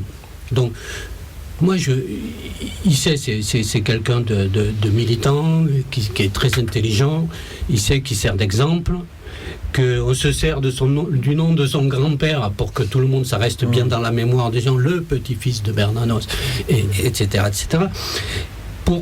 pour justement rebaliser ce qui est possible et ce qui n'est pas possible, selon le rapport de force actuel en leur faveur. Bientôt se dire, il va y avoir une histoire, on décidera que dans une dissolution, ils vont dire tous ceux qui s'appellent Antifa comme ça, ou appellistes ou pas appellistes, et tout ça, etc., mais qu'on mette alternative libertaire, et qu'on dise que tout ce qui est marqué du terme libertaire comme étant des c'est reconstitution de ligue dissoute. Radio Libertaire sera obligé de changer de nom. Tout à fait. Et sera rattrapé par ces trucs-là. Et c'est pour ça qu'il ne faut pas rire avec l'anti-répression. L'anti-répression est essentielle. Parce qu'aussi, il faut qu'on essaie de les contrer sur les différents fronts sur lesquels ils avancent. C'est pour ça qu'il y a une coordination qui se tient tous les mardis à la Bourse du Travail à République. Il faut que toutes les composantes du mouvement participent aux assemblées de l'anti-rep.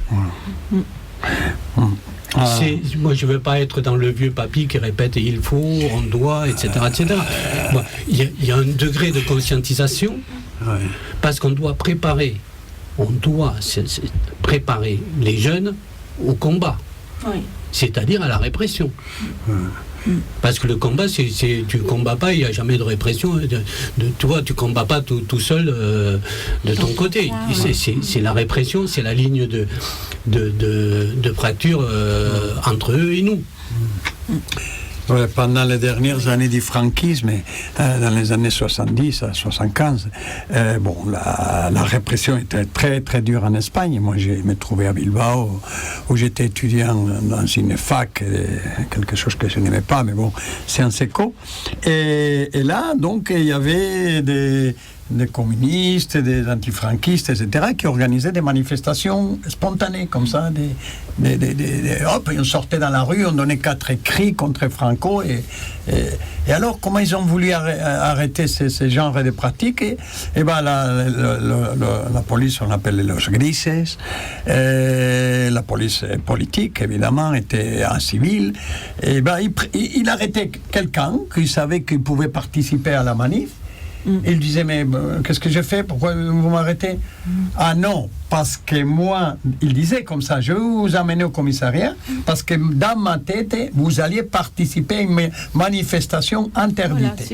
J'ai des éléments pas tangible, mais dans ma tête, je pense que vous... Voilà, et il vous amenait, et vous passiez devant le tribunal d'ordre public, d'ordre public, et vous condamnez, c'était la première fois à 3 mois, pour faire peur, pour désintégrer ces mouvements. Voilà, c'est un peu ça. De toute façon, on va faire une petite parenthèse. Si Anto nous écoute, ou s'il y a quelqu'un à son étage qui nous écoute, je lui envoie tout mon salut et toute ma solidarité. Oui, parce que si tu veux, nous avons toujours Maurice Rachfus, qui écrit régulièrement que fait la police, etc., pour expliquer un petit peu cette répression policière qui est extrêmement virulente. Et on a un réseau aussi qui s'appelle Résistons ensemble contre les violences policières, de façon à faire le point chaque mois de tout, et en général de tous les jeunes, quels qu'ils soient, des syndicalistes qui se retrouvent emprisonnés, qui se retrouvent même avec des marques de flashball, avec l'œil crevé parce qu'un flashball dans le visage, etc., lors des manifestations.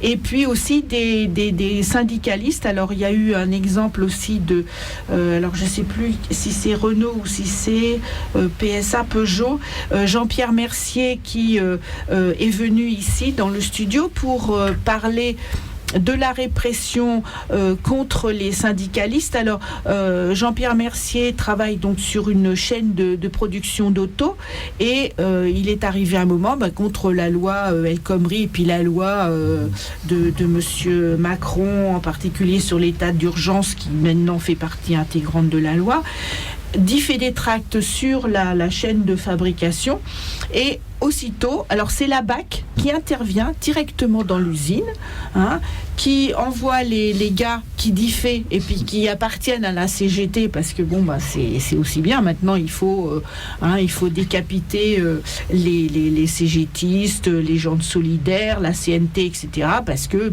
ils sont porteurs de sédition, n'est-ce pas? Parce qu'ils osent revendiquer un salaire plus fort qu'eux, etc. Enfin pour des trucs qui sont légitimes, quoi. Il en restait peu de contestations. Oui. Et aujourd'hui, ils ne supportent pas la moindre contestation. Ah oui, c'est ils terrible. Vont fêter, c'est absolument incroyable. Ils vont fêter les 50 ans de mai 68. Oui. Et ils ne supportent plus la moindre contestation. Revendication. Et ça va être formidable parce que là, on va avoir quand même Dany Le Rouge. Là, c'est vraiment. Dany Le Rouge en compagnie de Macron fêté 68, mais ça va être. Il manque plus que Gesmar qui vienne, et puis alors là, on aura la totale. Et puis il y a des défilés militaires aussi, comme au 14 juillet. Les compagnies de CRS vont manifester. Les voisins de Gay-Lussac, la rue Gay-Lussac. La caricature absolue. S'ils osent faire ça. Bon, c'est vrai qu'on n'a pas à faire de mouvements aussi à heure fixe, nous, mais 50 ans de 68. 50 ans de 68, voilà, mais, nous, on mettra des cierges. Oui, tant qu'à faire, parce que là, vraiment, c'est tellement grotesque. On commémore aussi 50 ans de la mort, de l'assassinat de Che Guevara. Donc, ça pourra être équilibré, mais là, franchement, on arrive à un point. Ils n'ont pas fêté, comme la révolution de 1917. Oui. C'est extraordinaire, ce silence absolu. Bon, il y a quelques petits trucs qui passent, mais pourquoi? Mais c'est pas parce que même si on est anti-bolchevique, c'était une révolution où, par exemple, si on est anard, où les anards ont participé, qu'ils aient été réprimés par la suite. Mais non, mais en 17, ils ont participé. Il y avait Nestor Makhno, éliminés par les bolcheviks.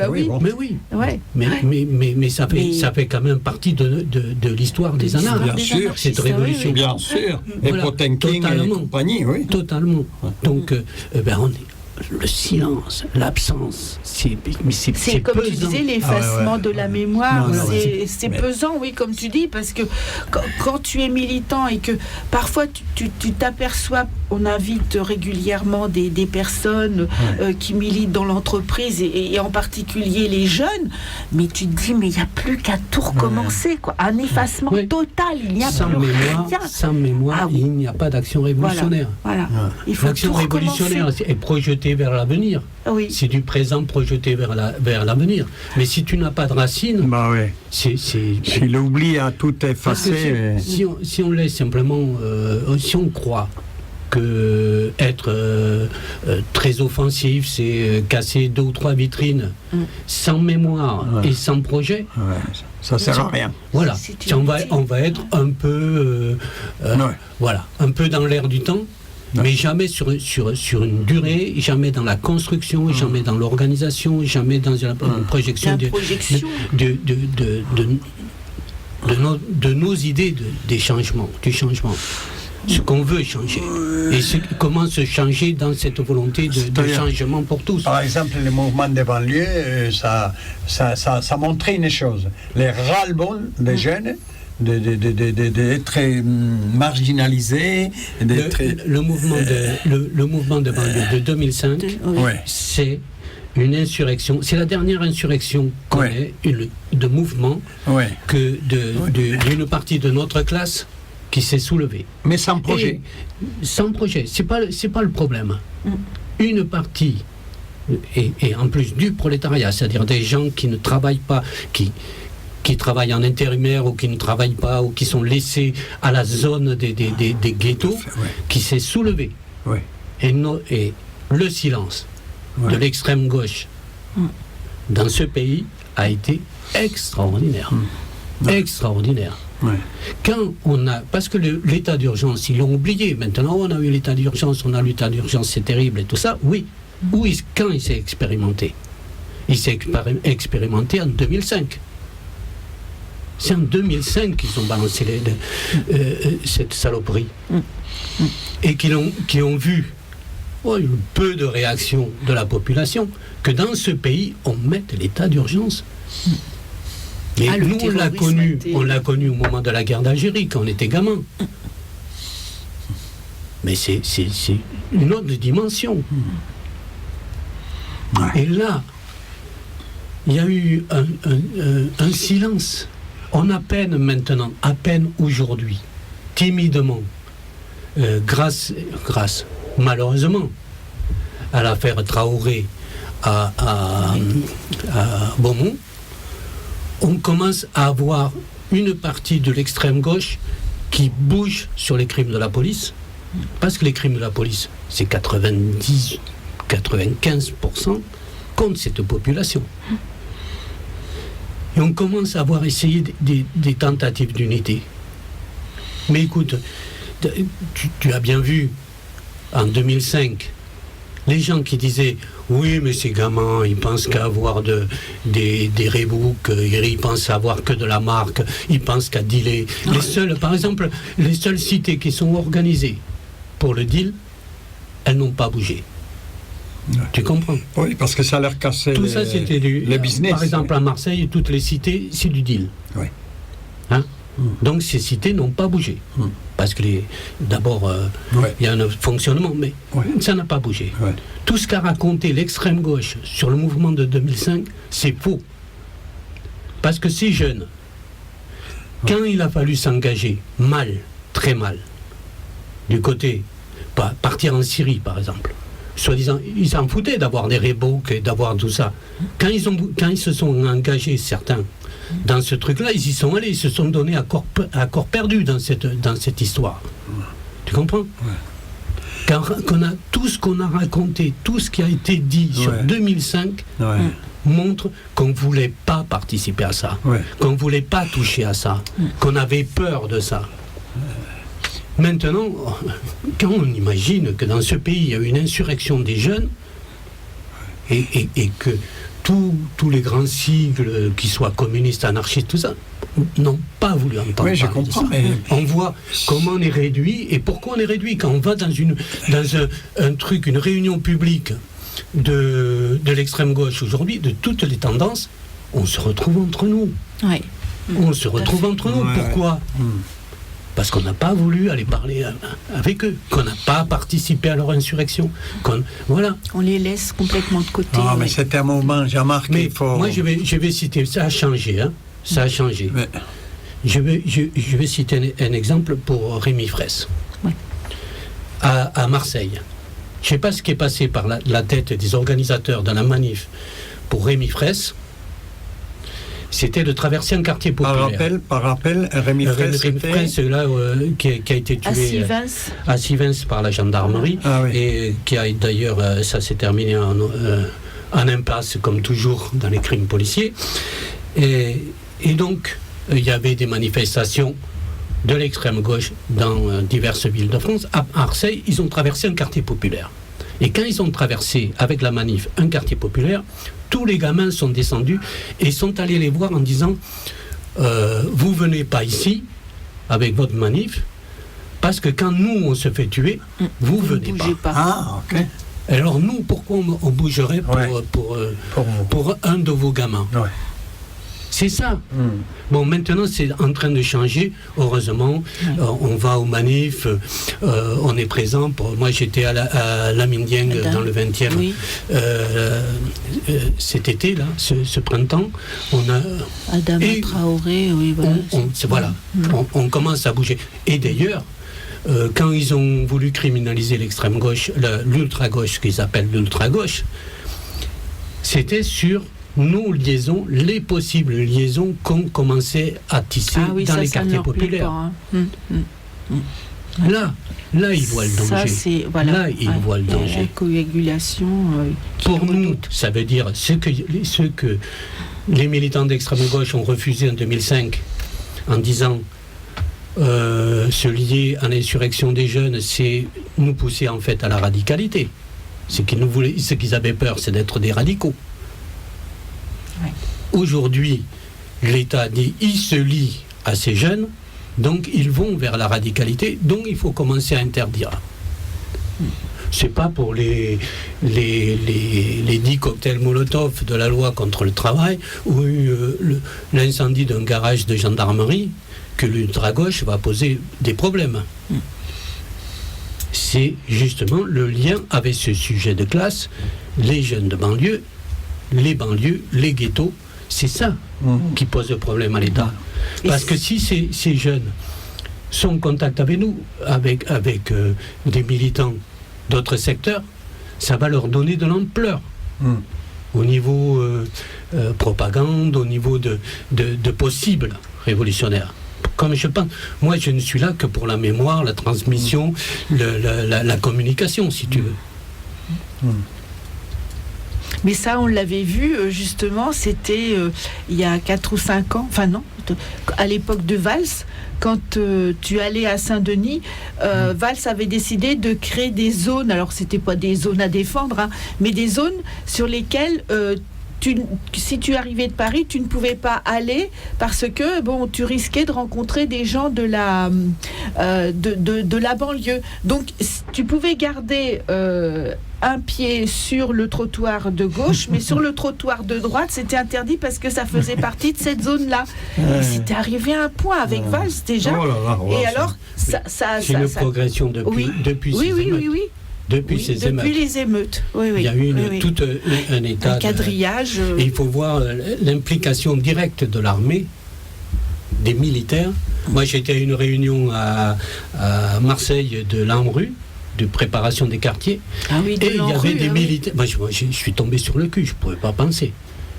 Il y avait des militaires en uniforme, et en plus qui disaient aux architectes « Oh, c'est mieux ici de faire une grande avenue ». Ah ben, tu es le militaire qui va te dire, tu vois, qui va gérer un quartier. Ben oui, c'est pour rentrer plus facilement, parce qu'ils craignent vraiment.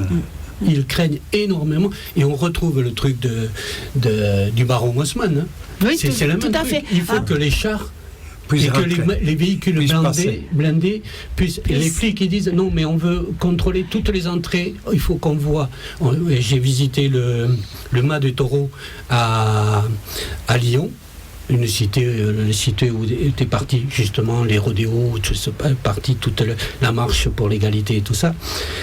Et ils m'ont expliqué comment, puisqu'il avait été réaménagé, comment il faut qu'à 200 ou 300 mètres, ils peuvent surveiller l'entrée d'un immeuble, qui rentre, qui sort.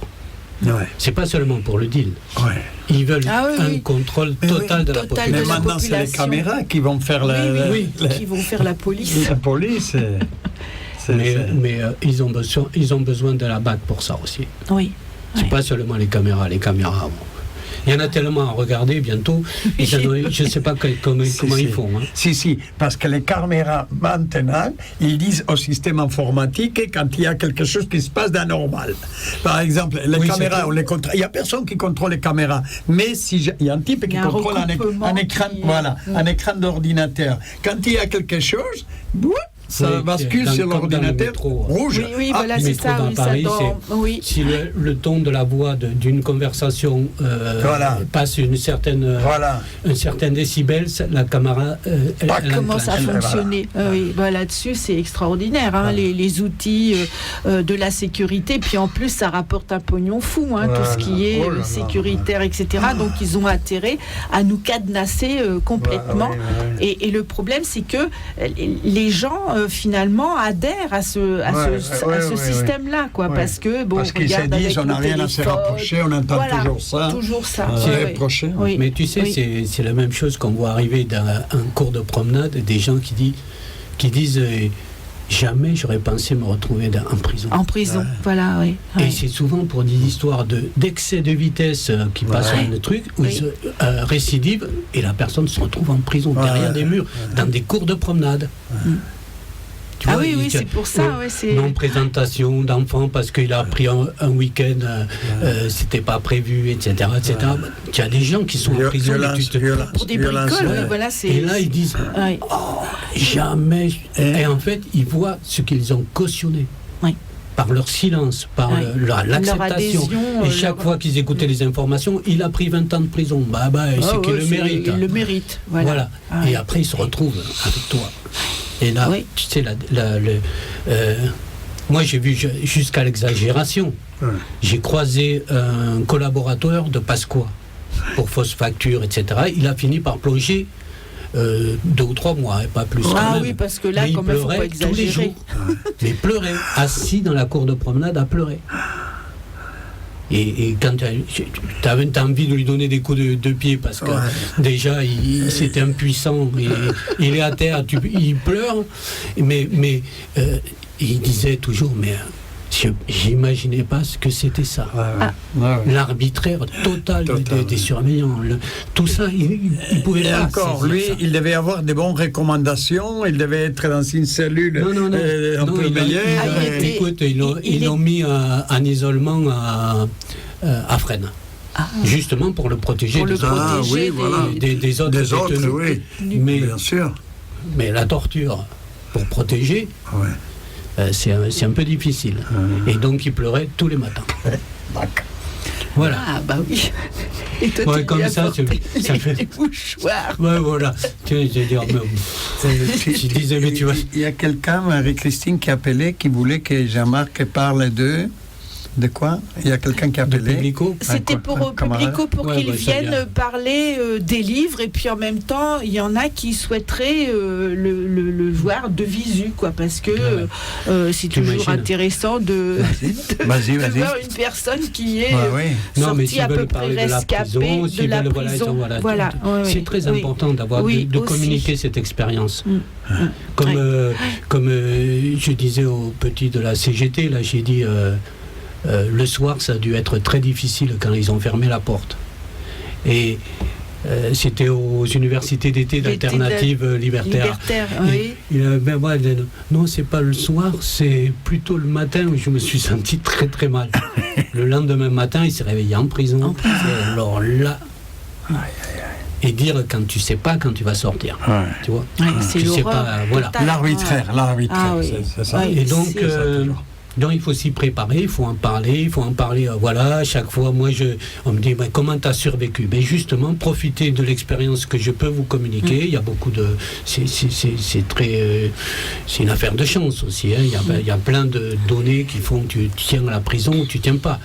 Et c'est pour ça qu'il faut aussi voir avec des camarades comme Abdallah, comment tu tiens 33 ans pour moi, même qui a fait 25 ans. Comment tu peux faire pour tenir? Je suis dit,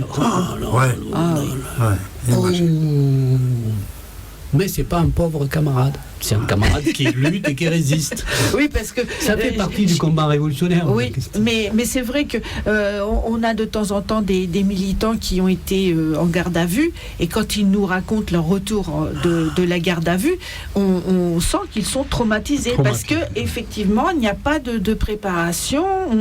On est complètement démunis, affolés, et on ne sait pas comment se. Par exemple, si on est anarchiste, puisque c'est radio, c'est plutôt anarchiste, on lit des livres. Moi, j'ai été préparé à la prison parce que je lisais des livres, je pense à Beckman, le compagnon de Goldman, qui a écrit sur ses 20 ans de prison. On lisait, on savait que la prison, ça faisait partie du combat révolutionnaire. Donc, on s'y préparait par des lectures, par une culture prolétarienne, je veux dire, une culture qui nous permettait d'appréhender cette situation. Mais si tu ne sais rien, que tu n'as justement... C'est lui qui a parlé le mieux de la prison, c'est Genet, Jean Genet. Oui. Qui lit Genet aujourd'hui? Qui lit Genet, le théâtre un peu...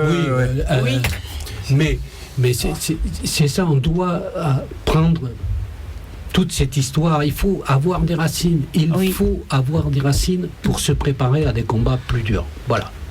Et on va vers des combats plus durs. Tout à fait. Ou on va vers la totale soumission, ou on va vers des combats très durs. Vers des combats qui seront pas semés de. Oui, mais il faut être préparé. Il faut être préparé, paré et armé pour supporter. Il y a beaucoup de gens qui disent, moi, la prison, ça m'embêterait d'y aller parce que vraiment, je crois que je pourrais me suicider en prison tellement je ne pourrais pas prison, supporter. C'est une zone de combat.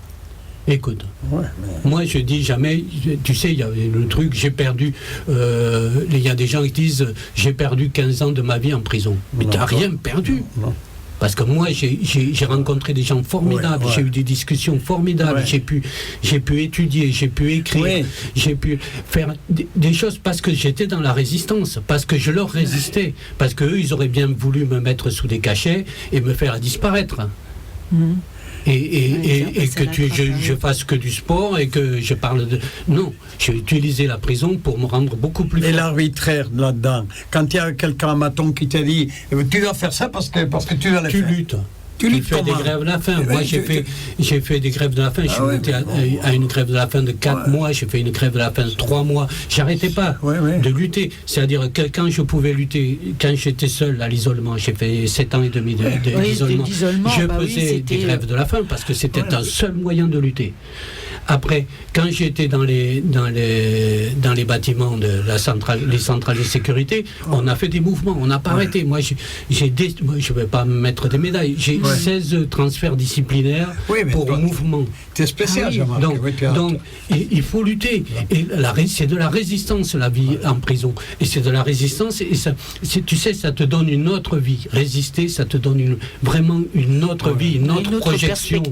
C'est... tu sais, quand tu combats pour la liberté, quand tu combats et combien nous on le sait, ceux qui ont été dans la clandestinité, ceux qui ont lutté, ça t'apporte une vie. Tu vois, tu sors de la vie du zombie soumis au capital. Tu es celui qui lutte. Donc en luttant pour la liberté de tous, tu acquiers une liberté, un sens de la liberté et des moments de liberté. Et pour la résistance, c'est pareil. Tu vois, Toi, tu étais considéré comme un prisonnier politique, et alors que quelqu'un qui rentre en prison pour... J'ai été considéré comme parce qu'il a eu un problème avec sa femme, et j'ai été considéré un prisonnier politique à l'époque de Franco. Oui, je sais. Effectivement. Là, on avait des choses un peu mieux que les autres.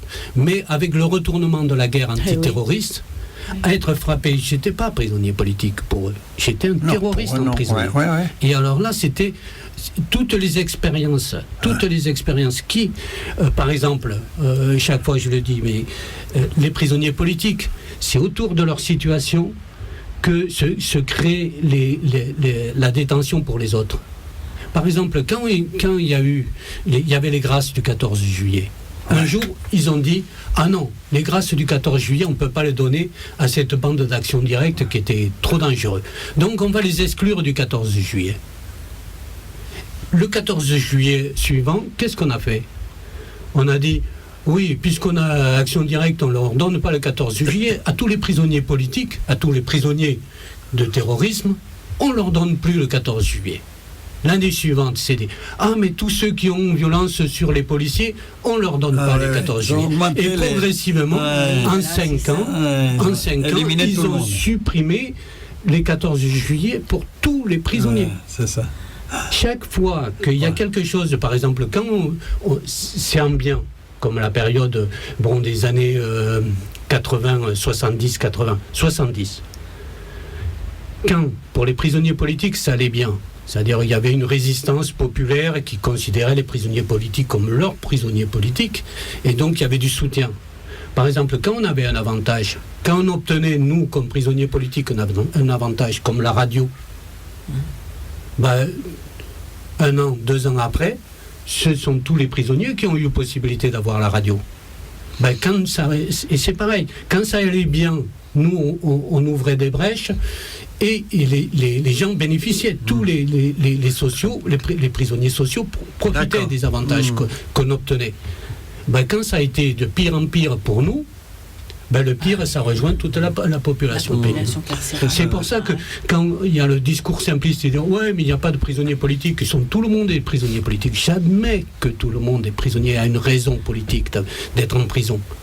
Parce que la prison est une action politique de l'État contre une classe, essentiellement. Donc, effectivement, le fondement est politique.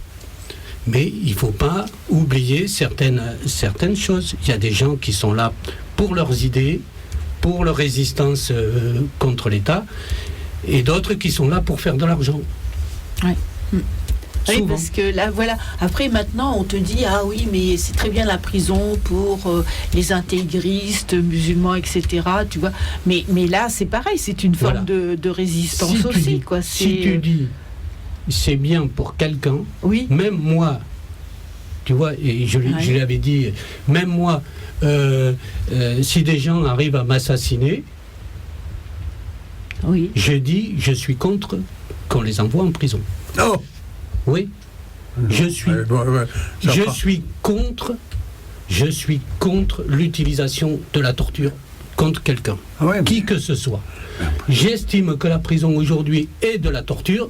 Je ne veux y envoyer personne. Même pas. Alors qu'il soit un règlement des comptes, alors qu'il soit tué aussi. Après, ça c'est au mouvement après de porter sa logique.